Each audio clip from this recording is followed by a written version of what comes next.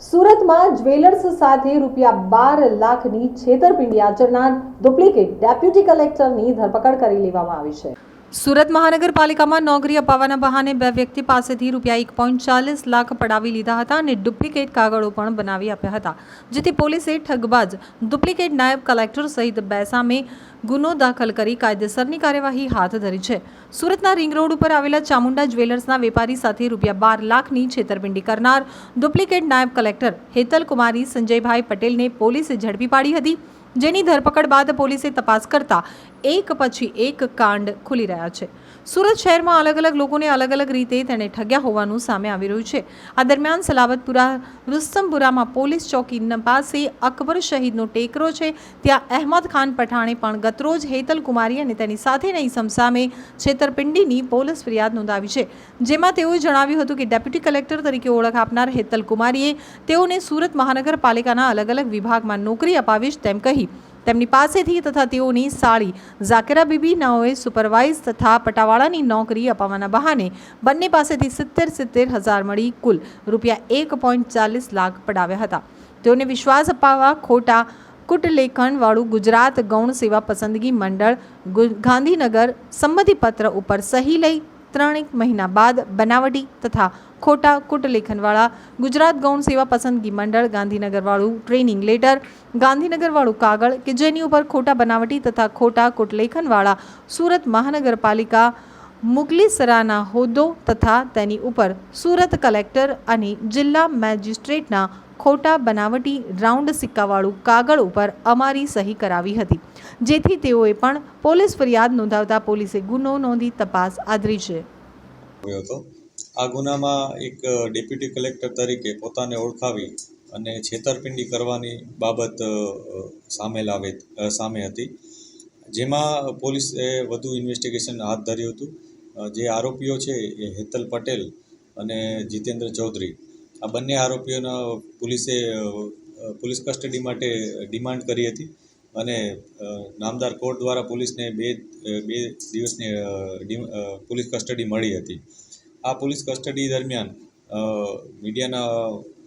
મીડિયાના મિત્રો મારફતે જે અમે પ્રેસ નોટ અને જે પીસી કરી હતી અને જેને કારણે આ બાબત સામાન્ય જન સુધી પહોંચી શકી હતી, તો તે બાબતે કેટલાક લોકોને આ ન્યૂઝ જોઈને પણ મેસેજ મળ્યો હતો કે આ પ્રકારનો બનાવ સલાબતપુરા પોલીસ સ્ટેશનમાં બન્યો છે। જે બાદ એક વ્યક્તિ સલાબતપુરા પોલીસ સ્ટેશન આવ્યો હતો અને એણે પોલીસને એવી રજૂઆત કરી હતી કે આમાં જે આરોપી તરીકે જે વ્યક્તિ છે, જે બેન હેતલબેન પટેલ, એણે આ વ્યક્તિ સાથે પણ ખોટું એક સર્ટિફિકેટ આપી અને એની સાથે પણ છેતરપિંડી કરી છે। આ પ્રકારની પોલીસને પ્રાથમિક વિગત આપી હતી।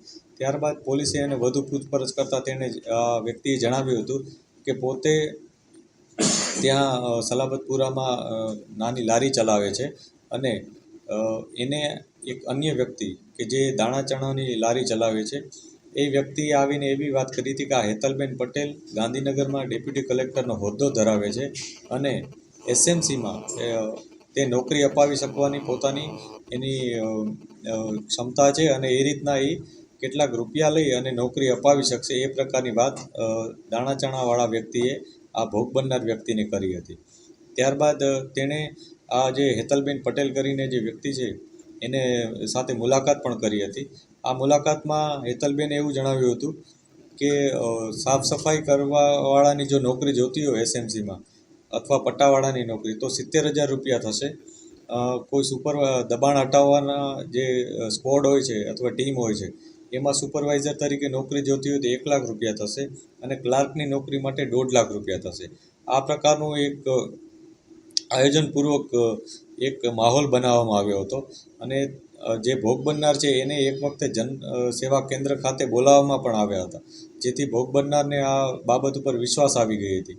ત્યારબાદ હેતલ પટેલે પોતાની રીતના આજે એક ટ્રેનિંગના સર્ટિફિકેટ્સ, એપોઇન્ટમેન્ટ લેટર્સ, ગાંધીનગર ગૌણ સેવા પસંદગી મંડળ એ પ્રકારના હેડિંગવાળા પત્રો, એની નીચે એસએમસીના CDHOના સહી સિક્કા વગેરે વગેરે પ્રકારના અનેક પ્રકારના ડોક્યુમેન્ટ બનાવી અને જે અરજદારો છે એ લોકોને ભોળવ્યા હતા એમને એ સર્ટિફિકેટ આપ્યા હતા અને પૈસા લઈ લીધા હતા. જે અરજદાર અત્યારે પોલીસ સ્ટેશનમાં આવ્યા હતા તેણે 1,40,000 રૂપિયા પોલીસને જણાવ્યું હતું કે 1,40,000 રૂપિયા એને આરોપીને આપ્યા હતા. જે અનુસંધાને પોલીસે ફાઇનલી એક FIR નોંધેલી છે, જેમાં ગેરકાયદેસર ફોર ડોક્યુમેન્ટ બનાવવા અને એનો ઉપયોગ કરવો વગેરે મુજબની IPCની કલમો ઉમેરવામાં આવી છે. આ બનાવમાં વધુ ઇન્વેસ્ટિગેશનમાં એ પણ જાણવા મળ્યું છે કે જે આરોપી વ્યક્તિ છે એ બંને ગાંધીનગરમાં પણ આ પ્રકારના કેટલાય ગુનાઓ આચરેલા છે અને ગાંધીનગરમાં પણ આવા અનેકો લોકો ભોગ બનેલા છે, જેમાં અત્યારે એમને ખૂબ જ મોટી સંખ્યા જાણવા મળી છે. છતાં અમે તમામ બાબતો કન્ફર્મ કરીએ છીએ. અન્ય કેટલા ભોગ બનનાર છે કે નહીં એની પણ અમે ઇન્ફોર્મેશન મેળવી રહ્યા છીએ, જેથી અમે ફાઇનલી આના ઉપર વધુ કામગીરી કરી શકીએ. અત્યારે આ જે આરોપી છે એ ઓલરેડી એક ગુનામાં પોલીસ કસ્ટડીમાં છે. હવે અમે ફર્ધર પોલીસ કસ્ટડી એની માંગીશું અને આ અન્ય જે હમણાં જે ગુનો દાખલ થયો છે એનામાં પણ એને અરેસ્ટ કરવા માટેની તજવીજ ચાલુ કરીશું.